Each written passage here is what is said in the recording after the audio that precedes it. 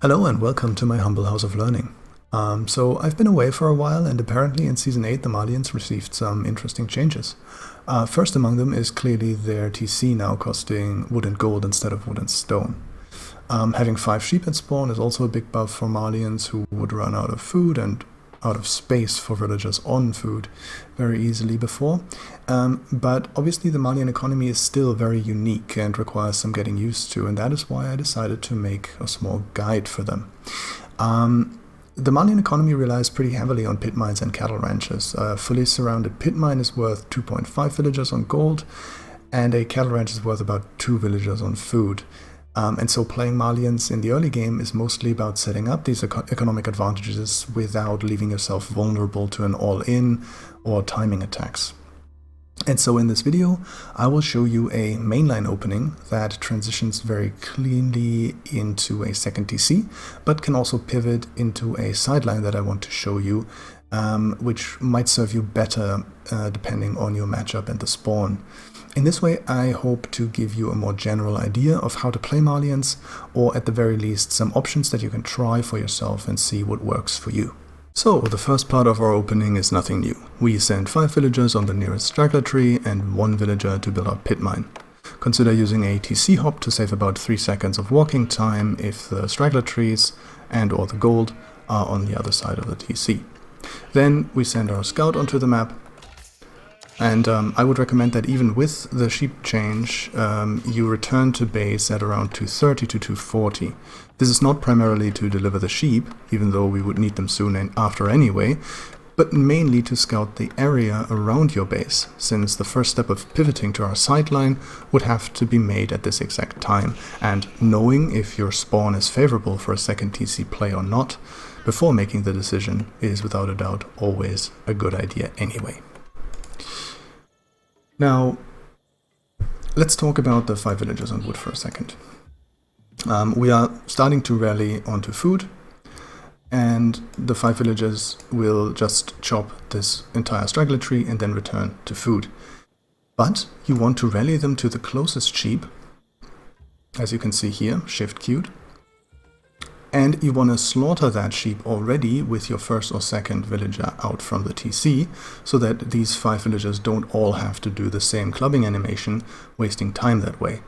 However, you can see that I'm making in this demonstration a small inaccuracy, which is that the TC is currently rallied onto this sheep. However, by spreading the sheep to make sure that 13 villagers on food, which will be the number that we will end up with before going up to feudal age, to make sure that they really find space, I wanted to spread out the sheep, and I've put them all as close as possible to the TC, which is a good idea to do, but this way only 5 villagers can actually fit around a sheep and gather from it.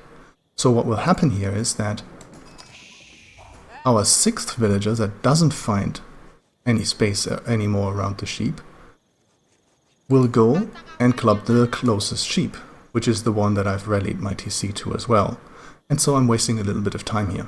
This is very easily prevented by just immediately rallying to this sheep instead.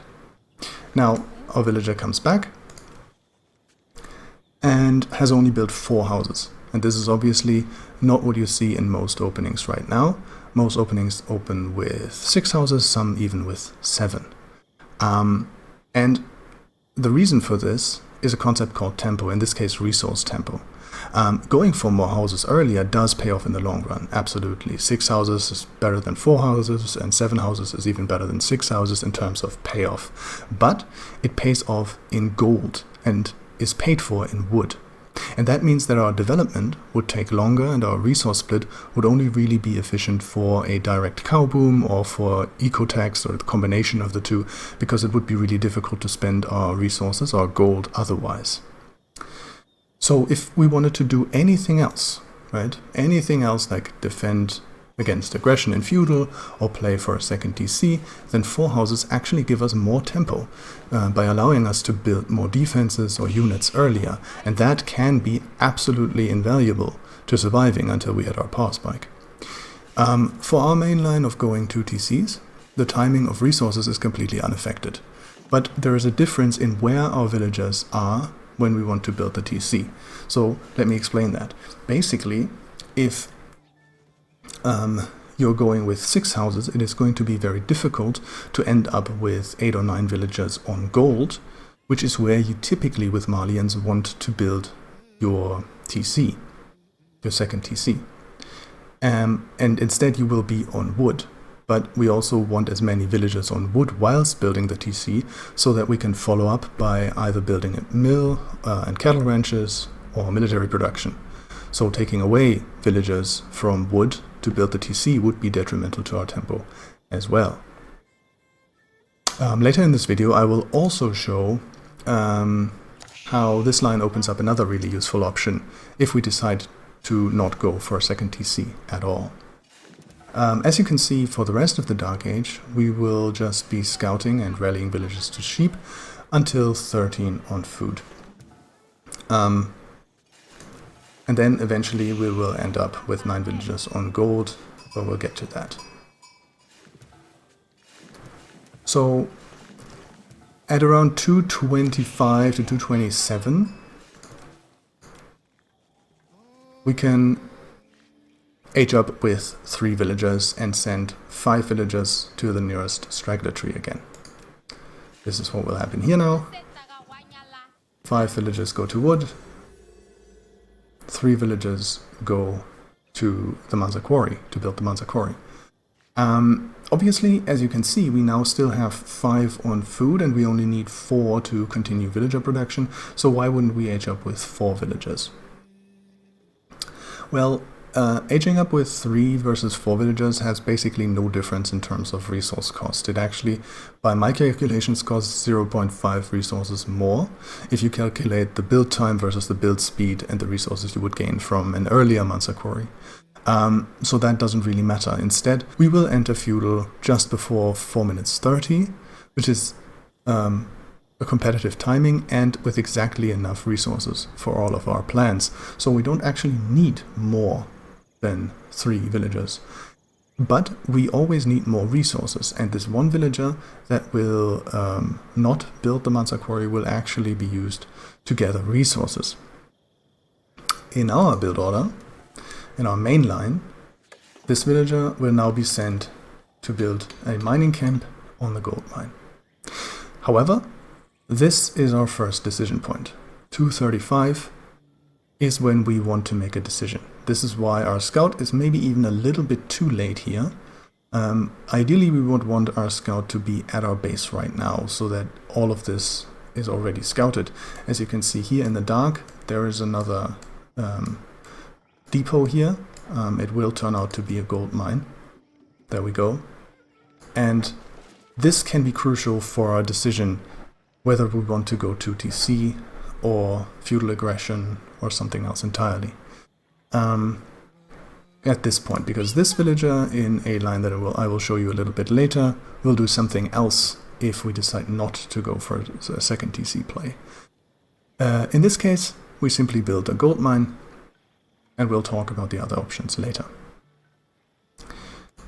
Now, the next villagers are rallied to wood until we have 7 on wood. This villager doesn't have the wood to build a lumber camp right away, which is a little bit tricky, but basically it's kind of ideal because this villager can chop the entire tree and then just build the lumber camp. We drop off our sheep. We continue here. They are already shift queued over to the wood line afterwards. And all the other villagers go rallying over there too. And now that we have 7 on wood, we rally to gold. By the way, these villagers building the Mansa Quarry are also shift queued over to gold. These villagers walk over. You can use the house trick here. Sometimes it bugs out, I don't know why.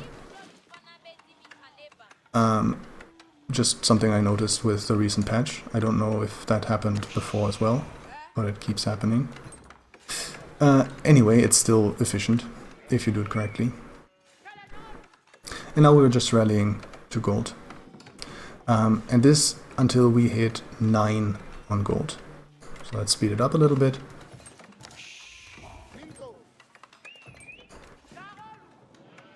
As you can see, we will age up just before 4:30. Everyone goes over to gold. Last villager goes over to gold. And now we hit the timing at which we will be able to place our second TC. Now again, usually it's never a bad spot to just place your second TC within TC range on the gold. I would say that is never a bad choice, but you can have better choices, right? In this instance, placing it right here, protecting this gold and even this gold a little bit, is probably the best choice. But in this case, I'm deciding to go for the place directly at the TC in order to showcase the sort of fastest TC build possible. Now, again, placement not that important. I'm in this case, obviously in an actual game, the placement would be of major importance. Just after 4:50, you can drop off all the gold and build the TC. I'm even a little late here. And this TC, built with 9 villages, will be done by 5:40 and can be done even quicker, like 5 seconds earlier, if I'm a little quicker here. And obviously can take a little longer if you're walking out to the deer, for instance. Now, whilst these villagers are building the second TC, this TC is rallied to food, so that we end up with 7 on food, 7 on wood, and no one else because everyone else is building the TC. And as you can see, it's done exactly at 5:40. And now you have 2 options. Because this is where the build order sort of ends, and you now have to make a decision in terms of, or you should probably make that decision earlier when you were scouting your opponent's base. Either you want to go for a feudal defense, which means that the villagers from your second TC go to food, and your TC, your first TC, rallies to food, and your second one to wood, so that you will end up with a split of 16, 12, and 5 at 7 minutes 30. And then you rally based on the units you want to produce and the production buildings you have built. Or, if your opponent is also going for second TC, or maybe even second TC fast castle, then you also have the option of going for a 2 TC cow boom, in which case your villagers from the second TC would go back to the gold mine, and you would rally to food and gold, so 1 TC rallying to food, and this one would be rallied to gold. And then you would end up with something like 12, 7, 14 at 7:30. You would go up to 16, 16, 16 on food, wood, and gold at 10 minutes, and then you could click up to castle at around 10:30, 11 minutes with all your cattle done already. This is not the option that I want to show you right now, because it's very risky. It can only be played if the opponent is going for 2 TC, 3 TC, or 2 TC fast castle, in which case I think it's a good option, but other than that it's very risky, because you have no units and you have no defenses. So in this case I would always recommend just building a production building in either case. And now I'm going on the hunt here. As I said, like basically this TC should have been here. And if you had made that, that's why this decision is really important. Let's say you build your TC here, and then you scout your opponent's base very late, let's say at 5:30, 6 minutes, and you see, oh, my opponent is also going for 2 TC. But then is playing aggressively, then this TC would have been better over here, because you would be on the food immediately. But you could also argue that this TC is safer, which is true, but these villagers aren't, right? And so you should have probably placed it here if you're expecting your opponent to be aggressive, or if you scout your opponent to be aggressive, which is why it's so important to be at your opponent's base at around 4 minutes to 4 minutes 30 to see what they're doing. But in this case, we are just going to continue building a few defenses and building a few production buildings, just as an example of how it could look in terms of your villager split. and the decisions you make.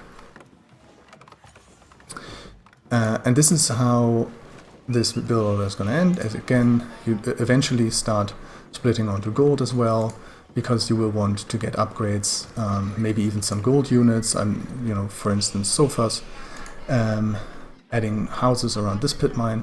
You will eventually also want to build up this pit mine when you get a little bit of an opening to do that. At this point, at 8 minutes, you should be able to fully produce out of these 2 buildings, and you will soon be able to produce from a 3rd military building. In this case, I'm just going for a tricomp just to indicate you know, what would be possible. And then you also obviously want to add a blacksmith, and then eventually cattle ranches or go castle. As an alternative to the main line that I've just showed you with 2 TC, you can also use this exact same opening, but actually play 1 TC with it. You can also see that I'm doing the villager split a little bit better here. And then but other than that, it's the exact same thing, and you do the exact same thing for the first 2.5 minutes. But then we will actually see that the villager split right after aging up is a little different. As we've talked about, there's 1 villager that will do something else. 5 villagers go to the tree, 3 villagers build, and 1 villager is not building a gold mine. So what's happening here? This villager is using the 50 wood for the gold mine to build 2 houses at the closest or second closest gold mine instead. Now, why we do this I will explain in a second, but let's first talk about a sideline where we can't do this. So let's say there is a Dark Age rush of some kind, right? Let's say there's Mongols, let's say there's English men-at-arms, or maybe even Ottoman spearmen or something like that, and so you are kind of denied off of this gold mine, and obviously then also denied off of further gold mines. In that case, all you want to do is basically not send this villager to gold at all, but instead rally to, just keep them on food, rally to wood, build up your age up, get production buildings, build counter units, right?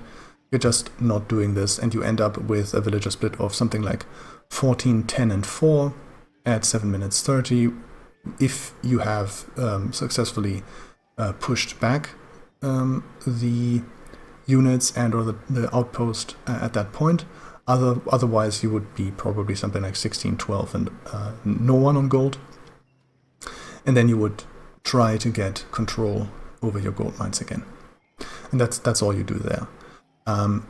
In case your opponent is just playing a regular feudal age though, what you do is you send this villager over and you build houses all around this gold mine. Now why would you do that? This build order is designed to be a feudal play, but not a feudal all-in necessarily. But it's also, it can be used for a regular cow boom, but it doesn't have to. And the whole idea is you're rallying, instead of 7, you're rallying 10 on wood, and then you will go onto food, to 13 on food. And during the time that you're aging up, you're building up the second gold pit. Now, on most maps, if it's a normal gold vein, you have exactly enough time to build all houses, all 8 houses around the gold vein, and also gather 10 gold until your age up finishes with 3 villagers. And then at 4:30, you can see it's I'm a little faster even. At 10:30, 10:35, well, 10:30, you can build the pit mine and then return this villager back home before any aggression can really happen onto this villager. This villager is really hard to stop. Obviously, it is a little risky because your opponent could use their scout to block houses, to delay you, to do all kinds of stuff like that. But then they can't really scout what else you're doing, and they can't really gather any more sheep, which, you know, is fine. And you're not really forced to build all the houses. You're not really forced. You know, you can move back at any time. The scout also can't stop you from building the pit mine. So so you should always be fine if you have to skip a house. That's fine, right? The whole idea being, this villager is back home at 5 minutes, 5, and can't be attacked. And you have this entire pit mine set up for 2.5 villages of value. And then later on, you can still add the houses for this pit mine, which is safer. And you will also have enough wood already, with the 10 villagers on wood, to build a barracks at 450, 455. Or, you know, an archery range in case your opponent is going with spearmen, or, you know, is building archers very early, like a longbow rush, and you can build your javelin throwers out of this. You can choose to build it up with 2 if you're feeling threatened. You can also do it just with 1. And then you can just get your upgrades like normally. The villager that was at the gold mine can then come back and build a mill where they can also immediately drop off their gold. I'm building the mill on the berries here. Obviously, if you feel threatened, if somebody is attacking you and you don't want to have your valuable mill where the cattle will spawn from and your villager out here, you can of course do it back here as well. Always remember that you want to leave space around this area for cattle ranches eventually. But yeah, this is all just, you know, depending on your map layout, of course. As you can see, I'm already going for cattle here. Now, I don't need to do this because I have enough sheep. I could also just build, just get wheelbarrow instead, or horticulture. But I actually wanted to show you that with this build order, you can just get 1 cattle ranch immediately up afterwards, whilst building units and getting the upgrade to hardened spearmen. And it's totally fine. Now, I actually decided to build the archery range first and then get the cattle ranch. But ultimately it doesn't make a difference, right? You can get this cattle immediately. You can also, like, let's say, make 4 cows if you don't have enough sheep, so that you can use this cattle to either put them in a cattle ranch or to use them if you did not find a lot of sheep, and you are safe for food for a while if your opponent is being aggressive, right? And all the while you can build up the units. In this case, I'm just going for a standard Donzo and Javelin opening. And building a cattle ranch, putting the cattle inside it eventually. There we go. And also now building up the mine. Now in this game I'm not like pretending to defend anything, but obviously you could use these units now to defend a knight or two coming in, you know, to defend a Ghazi raider or whatever, trying to stop you from getting to gold. You could also start building walls and really start defending your base now, as you can see with the resources that I have. I'm not forced to build these houses right now. Obviously my opponent could start getting these houses and burning them down, but at 7 minutes 30 I'm already feeling relatively confident with the units that I have to push off any raids and any small engagements. I could probably win with a defender's advantage and getting my units up quickly. And this is how I would recommend playing Malians if you are not sure that your second TC is going to be defensible, where you end up with a villager split of 14-10 and 4 at 7:20, 7:30, and then you can rally depending on the situation, right? If your opponent is sort of giving up their aggression, you can add more cattle. If your opponent is absolutely all-inning you want to add a third production building and a blacksmith, and you just want to pump units, and for that you probably don't need that much more on gold. But yeah, it all depends on your map layout, on your spawn. As you can see, I'm going the route of imagining that my opponent is fully all-inning me, because at this point I'm the defender, and that is fine because I have 2.5 plus 2.5 plus 2 plus another 2 for my Mansa-Quarry villages of value already that are just passively working for me. So I'm most likely ahead of most of my opponents, right? An English opponent in this case would have to build a bunch of farms and slow down their all-in push in order to keep up with me at all. And so I feel comfortable here defending with a bunch of units. And I don't even need to add more cattle if I don't want to, right? I can, as you can see, I can absolutely. I could have also gone for wheelbarrow and or horticulture first or earlier, instead of making another 3 or 4 cows. But yeah, that's the whole point here. Is you can play this very all-in, heavy almost, but you already have set up a pretty strong economy first. If you learned something from this video or have any questions left, please let me know so that we continue learning together. Thank you for watching, and class dismissed.